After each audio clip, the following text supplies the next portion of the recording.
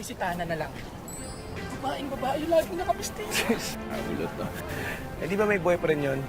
Sigurado ka ba dyan? Alam ko na, sino nga yun?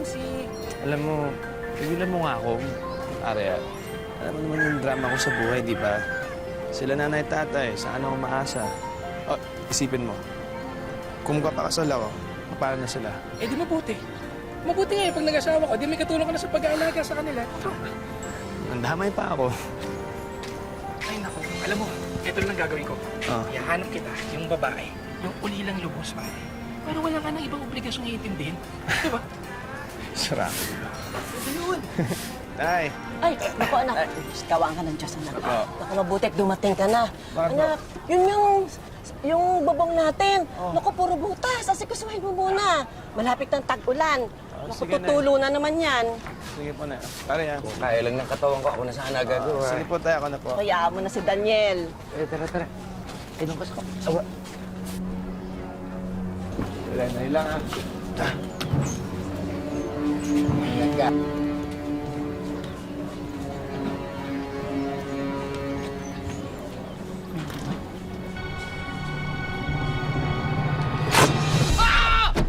Daniel, pre! Huwag ka muna kumilos, baka napilayan ka! Daniel, okay ka lang ba? Oh, okay lang. Nanay, nahilang. Ano yung manig? Dahan! Yung likod mo. Ano? Okay lang. Kaya ko. Matitis. Okay lang. Dahan! Diyos ko, tong anak ko naman, hindi naman nag-iingat eh. Nay, okay lang yan. Ano ba? Tay, okay lang.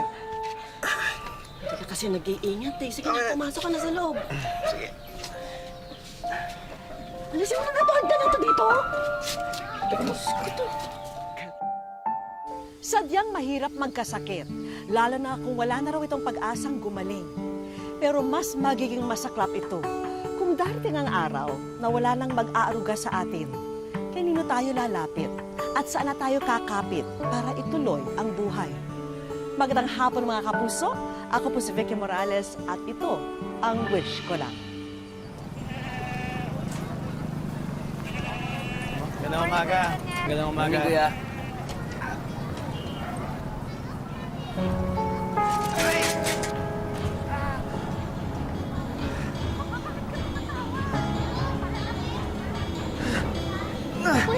Kuya, okay ka lang?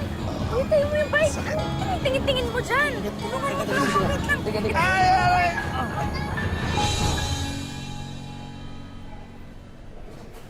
Nasaan doktor? Kaya pa sila nagpupunta yung doktor. Nasaan yung doktor? Wala, lamig lang. Baka may ibang pasyente lang na inaasikaso. Si nanay. May makakain ba sila? Good afternoon po, ma'am. Sir. Dok, kailan po ako makaka-uwi? Hinahanap na po ako ng mga magulang ko eh. Hindi po ganun kadali yun. Na-damage po yung spinal cord ninyo.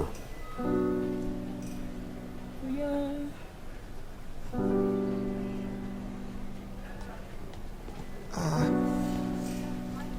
Gaano po katagal, Dok, bago ako po makalakad ulit?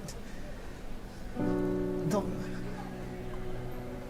I'm really very sorry, pero hindi ka na makakalakad uli. Binaliwala lang noon ni Daniel ang kanyang aksidenteng pagkahulog.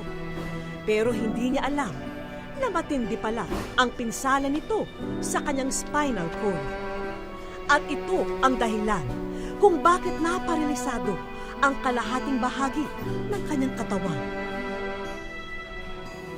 Daniel, ito na yung pagkain mo. Pinagluto kita. Alam ko gusto mo to. kaya na lang po, Nay. Napakagana. Huwag ganyan, anak. Sige na, pilitin mo kumain.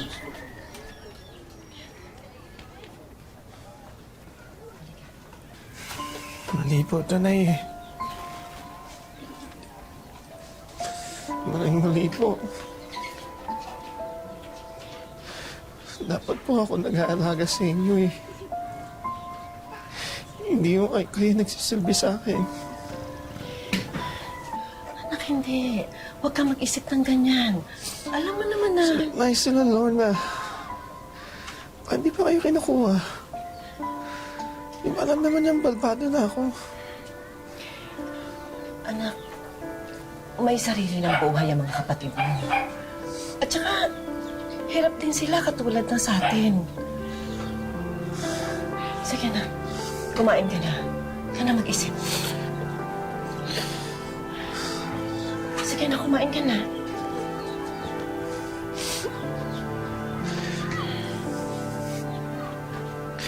Dapat namatay na lang ako eh.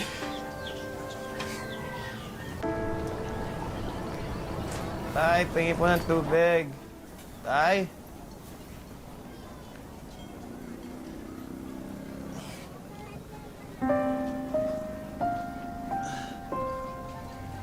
Tay!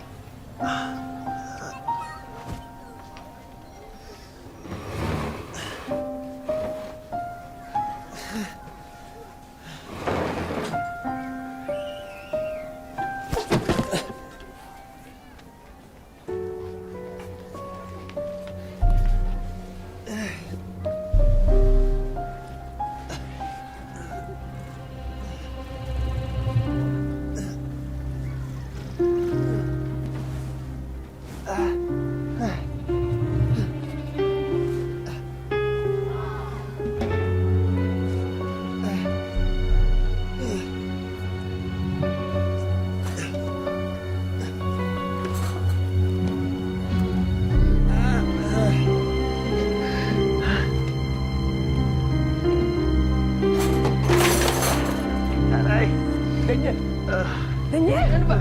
Diyos ko, anak. Nauuha lang naman. Bakit hindi mo na lang kami tinawag kung may kailangan ka? Ayan, kita mo, munti ka na nabagsakan. Eh kung tinamaan ka ng mga yan, mas malaki pang problema. Ayan. Ano ba kailangan yung Kaya anak? tutulungan na kitang bumalik.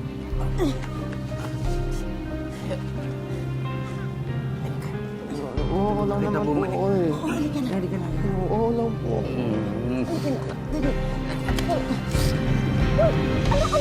Daniel, Daniel. Bitawan mo yan.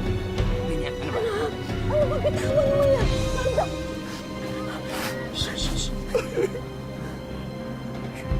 Daniel. Anak.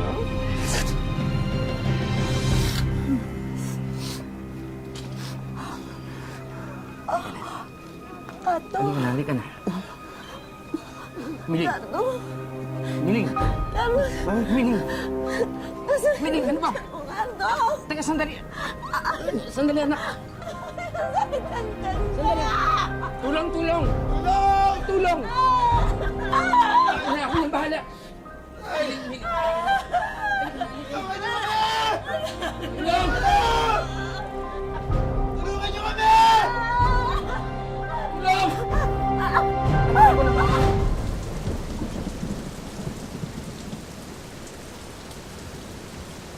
Malubhang sakit sa bituka ang umagaw sa sigla ni Nanay Miling. Wala na raw lunas dito. Sabi ng doktor, 2 buwan na lang daw ang itatagal ko. Pero halos 1 taon na. Nandito pa rin ako.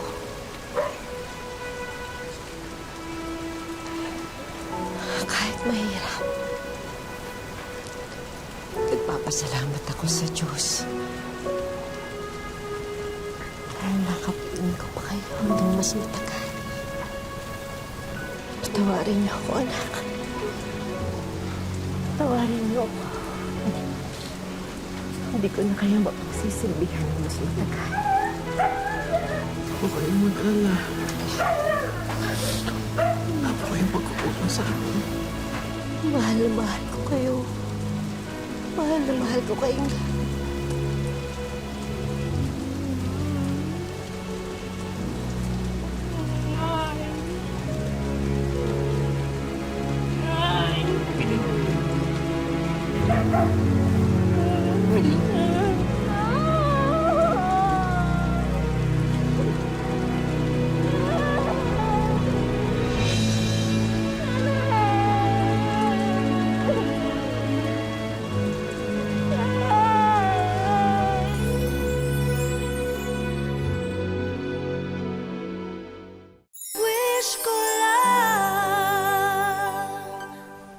pagkamatay ng ina ni Daniel, sila na lang ni Tatay Cardo ang naiwan sa kanilang bahay.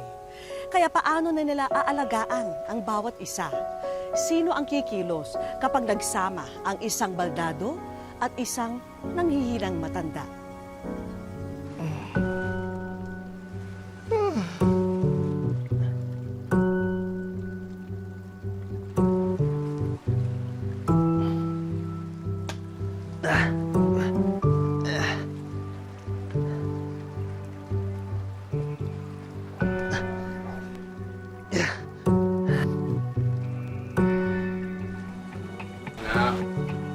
Tay. Maayos ka ba? Nailan, tay. May mga bisita ka. Nailan. Sige po, tay. Morning, Kuya Daniel. Oy, magandang umaga. Kumusta?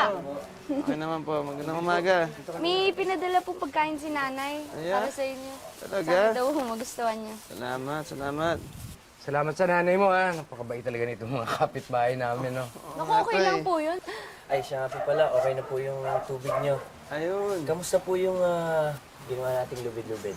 Okay nga eh. Yun, at least pag nandito ako sa bahay, nakakakilos ako kahit paano. Maraming salamat. Wala po yun. Hayaan nyo po. Iisip pa ako ng iba pang gawaing bahay para hindi na po kayo tatayo. Sige po. Salamat, salamat. Swerte naman namin sa kapitbahay. Mabait nyo. Dali, ha. Gagawa ko kayo ng kape. O sige, tay. Sige, salamat. Tay. Anak. Okay na kayo, tay. Tay. Tay, ano po nangyari sa inyo, Tay? Tay, Upo niyo si kayo? tatay. Tay. Wala akong makita. Tayo po. Dito po. Wala akong makita. Dahil na rin sa katandaan, lumalaraw ang katarata ni Tatay Cardo. Kaya lumabo ang kanyang paningin na tumuloy na rin sa pagkabulag niya. Pato. Uy. Liz. Hindi na lang nasa taas to. Tay, gising na. Sasayang muna ako. Ayun.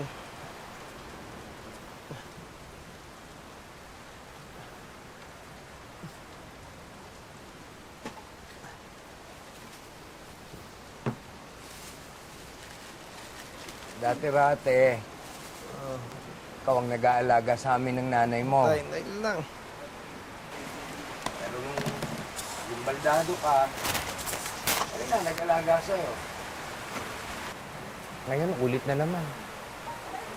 Mula nung mabulag ako, ikaw na naman ang nag-aasikaso ng lahat. Hindi ka na nakalaya sa pag-aalaga sa akin. Tay naman. Problema yun. Daniel! Ricardo! Oh, nandito kami. Tuloy, Magandang hapon na, Ricardo. Oh. Pare, pasensya na ha. Medyo nahuli ako eh. Ito naman, oh. Ikaw pa humingi ng pasensya. Ikaw na nga tumutulong sa amin. Natagalan kasi ako. Paano nagkakagulo sa bayan? Meron daw kasing parating na malakas na bagyo. Ito nga, sama na ng panahon, oh. Bagyo? Bagyo? Oo, malakas nga daw eh. Ang pangalan daw ng bagyo, Bagyong Ondoy. Ay, hindi nagbibiro si Ding, ah. Ang malakas yung ulan. Bagyo. Tay, nasa tayo. Sige na, tay. Kaya ko na. dali. Daniel. Oh, Daniel, yung sahig. Makasya tayong tubig. sige. Tay, mauna na kayo, tay. Ay, hindi kita pwedeng iwan. Mga kapitbahay sa Klolo! Tulong! Tulungan niyo kami!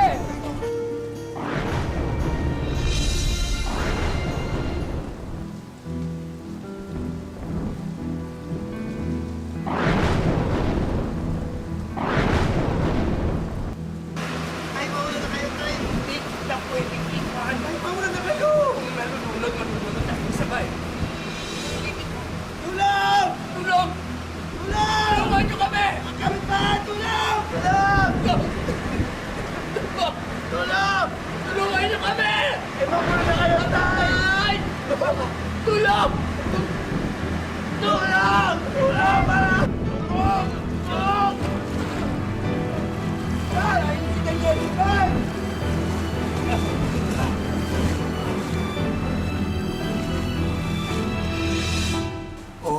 pare, ha?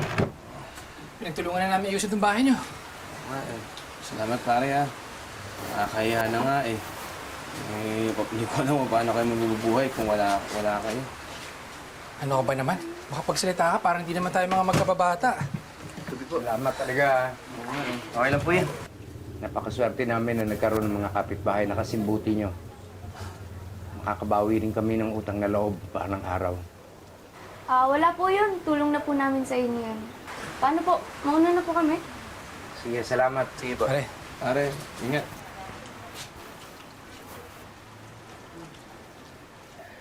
Mabuti na rin siguro nangyari ito nang wala na ang nanay mo, ano? Sigurado ako matatakot yun sa bagyo at sa baha. Oo nga po eh. Akala ko nga po, tapusan na natin eh. Anak, sinuko mo na ba yung plano mong tapusin ang sarili mong buhay?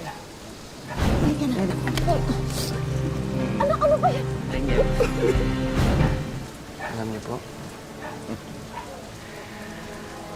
Tuwing tinitingnan mo yung matutulis na bagay, alam ko na balak mong tapusin ang buhay mo.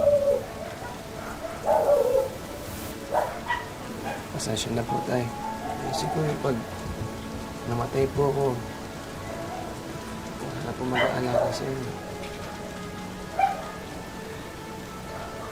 Ako palang nagsilbing bagong misyon ng buhay mo. Ganun ba? Hanggang na nga po tayo. Anak, kaya mo bang ipangako sa akin na kapag wala na ako, hindi mo tatapusin ang buhay mo? Wala naman po kayo magsalita ng ganyan. Pangako mo. Ipangako mo sa akin na gagawin mong bagong misyon na alagaan ang sarili mo. Daniel, buong buhay mo wala kang ginawa kundi mag-alaga ng iba. Sana sarili mo naman ang alagaan mo, ha? Hindi naman kasalanan yun. Anak, hindi mali yun.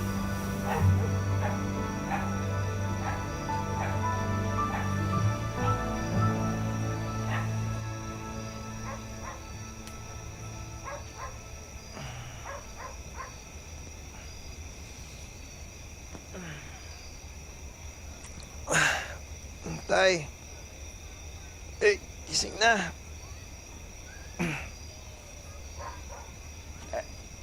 Tay! Gising na! Tay! Tay! Tay? Tay?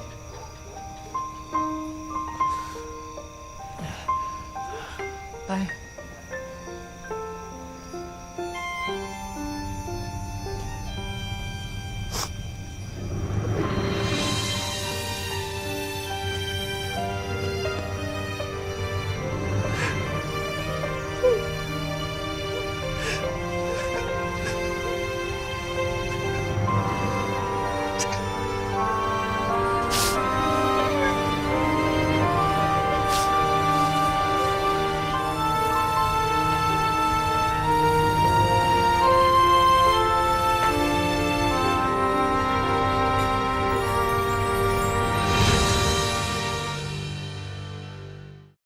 Wish ko lang.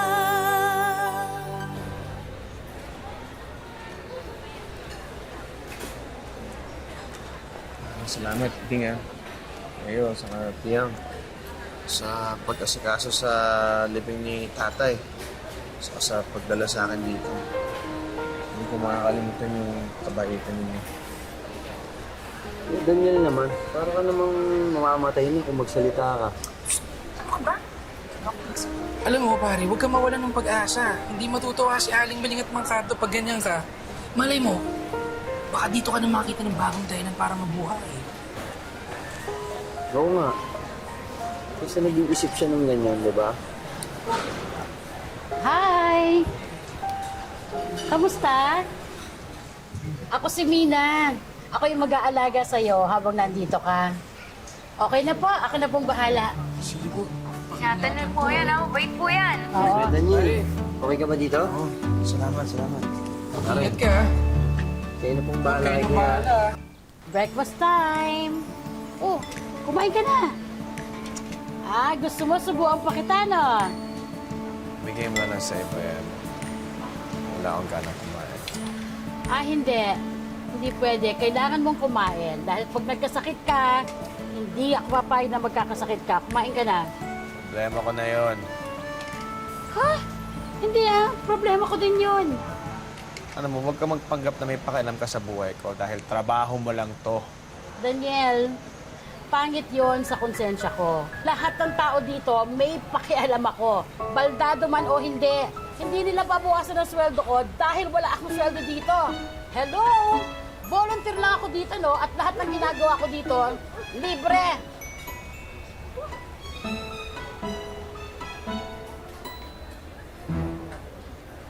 Sorry sa sinabi ko, Bakit bang sungit mo? Tapos gusto mo, mamatay ka na. Paramdam ko kasi wala na akong silbi. Nabubuhay ako, pero para saan? Ano? Lahat ng nakatira dito, matatanda na at may diferensya yung mga katawan. Wala na rin silang silbi, ganun ba? Ang ibig sabihin ba doon dapat mamatay na din sila? Hindi yun ang ibig kong sabihin. O anong ibig mong sabihin? Sige nga, ipaintindi mo nga sa akin. Alam mo, madaling magsalita ng ganyan. Kasi malakas ka pa, may silbi ka pa. Hindi mo alam yung pakiramdam na inutil. Makinig ka ha. Alam mo ba kung bakit ako nag-volunteer? Malalaki na yung mga anak ko at may kanya-kanya na silang pamilya. Alam mo ba, Daniel, na buong buhay ko, wala akong ginawa kung hindi alagaan sila. Pero ngayon, hindi na nila ako kailangan Pero ako, imbis na magmukmok, gumawa ako ng paraan. Umanap ako ng paraan na baka pwede ako mag-alaga ng ibang tao. Ikaw ba, nasubukan mo na ba yon?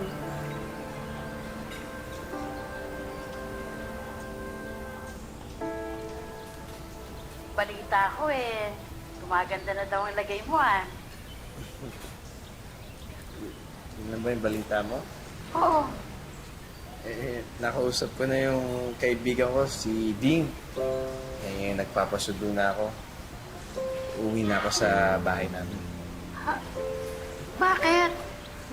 Akala ko pa naman natauhan ka na. Hindi, wag mo isipin na ikaw yung dahilan bakit aalis ako.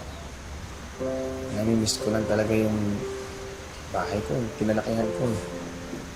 Yun talaga yung bahay na mahal ko. Sige, basta mag-iingat ka ha. Alagaan mo sana yung sarili mo. Ano to? Address? Sabi kasi nila Doc dito, pwede daw akong pumili ng isang volunteer dadalaw sa bahay. Tutulungan ako. Yung magpupunas ng negod ko. Siyempre, ikaw na isip ko. Wow. Payag ka ba? Ako talaga? Oo, papayag ako. Diba, yun naman ang silbi ko sa buhay. Salamat ha.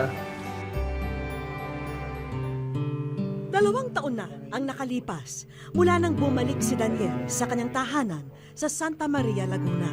At para siya'y kamustahin, nagtungo ang aming grupo roon. Ayon kay Daniel, 16 na taon na raw na ganito ang kanyang kondisyon. Higit kasing napinsala ang kanyang spinal cord. Hindi raw biro ang mamuhay mag-isa, lalo na raw sa tulad niyang paralisado ang kalahating katawan. Puro pagdurusa. Hindi ko akalain na dumating ako sa panahon na hawa ng Diyos, nakasarvive ako kahit anong. Sadyang tinanggap na lang ni Daniel na maging ganito ang kanyang kapalaran. Wala pong hindi makakaharaslo mo sa ganitong sitwasyon. Nakapalang pag-asa. Malungkot. Ganun ang buhay ng mga tao katulad namin. Palibasa wala na silbi. Pero laking pasasalamat niya nang muling magkakomunikasyon sa dating nag-aruga sa kanya sa ampunan. Mahirap ang kalagayan niya. Kaya doon ako naawa sa kanya sa mga kwento niya sa akin, usapan namin sa cellphone. Kaya nag-apura ako magpunta sa kanya. Sabi ko, magbo-volunteer akong 2 linggo. Hanggang sa inabot na ako ng ngayon nga. Magdadalawang taon na ako sa September 14. Mula nooy, halos araw-araw na raw nagpupunta si Mina sa kanya upang siya'y alagaan. Araw-araw, nililinis ko siya. Nagkakaroon na nga siya ng bedsore. Kahit hindi naman siya pwedeng bumangon, papihit-pihit lang siya. O di, pinupunasan ko lang siya ng kahit na anong mga gamot. Panatag na raw ang kanyang kalooban dahil mayroong taong kahit hindi niya kadugo, laging nariyan at handa siyang damayan. Parang mayroon akong magulang uli na ina nagkakalinga sa akin, kapatid.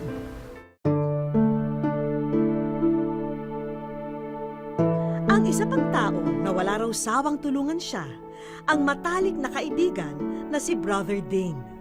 Binibigyan naman ako ng pagkakataon ng Panginoon na yun nga, may time na pag malapit yung mission ko dito, nakakapunta ako sa kanya at nadadalaw ko siya. Lahat daw gagawin ni Brother Ding para matulungan si Daniel. Ito rin ang nagtulak sa kanya para idulog sa aming programa ang kwento ng kaibigan. Sana ma-feature ito sa Wish ko lang. Kasi nakikita ko doon, natutulungan eh. Ang dami natutulungan.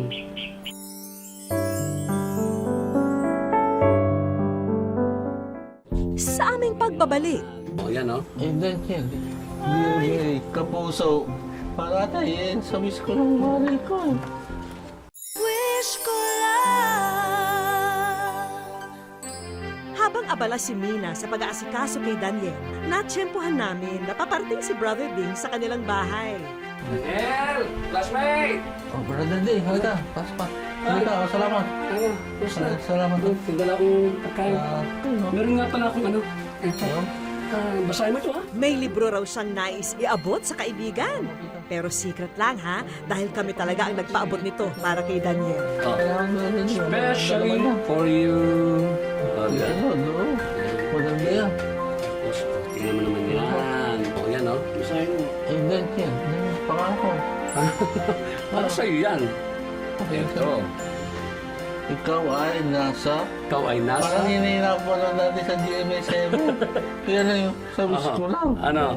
GMA. Kapuso. Para tayo sa wish ko ng mali ko. Wish ko lang!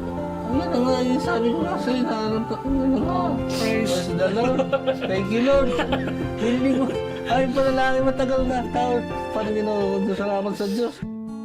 Kinutsyaba na rin namin ang ilan sa mga kaibigan nyo upang ihatid ang mga sorpresa. Balita namin, wala na raw natira sa mga damit mo mula nang kayo'y maundoy noong 2009. Sobrang kaligayahan. Naramdaman ko sir, sa isang katulad ko na wala na silbi sa buhay at talagang hindi ko po akalain na tugunin ng wish ko lang ang aking mga panalangin. Hindi ka na mamomroblema, Daniel, para sa iyong diaper at medical needs dahil sagot na rin namin yan. Paparelax ng mga balat. At para mas maging komportable ang iyong paghiga, narito ang aming munting handog. Ay, salamat sa Diyos. Pati si ate niya, ano, brother din. Sa totoo na itong mga una na ito, tira-tira ng undoy. Ito na yung pangarap kong tunay. Yung bukas na hindi Oo. Uy, parang lagay na itlog. Narito rin ang ilang grocery items para sa inyo.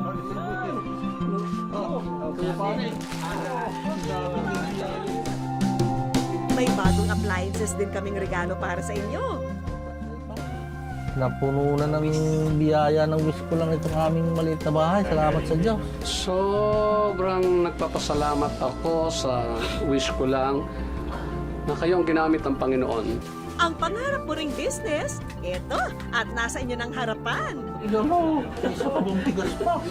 May timbangan pa. Pagyayamanin namin ito. Iingatan Marunong naman siya. para tumagal. At syempre, para tuloy-tuloy ang pasok ng biyaya sa inyo, may kaloob din na regalo ang isa nating kaibigan. Sinamahan pa namin yan ng medical assistance. Malaking tulong para kay Daniel ito. Maraming salamat po. Thank you.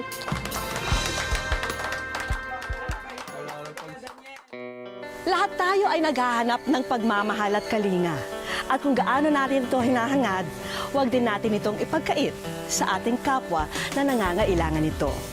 Maraming salamat po sa inyong pagsubaybay. Ako po muli si Vicky Morales at ito ang Wish Ko Lang.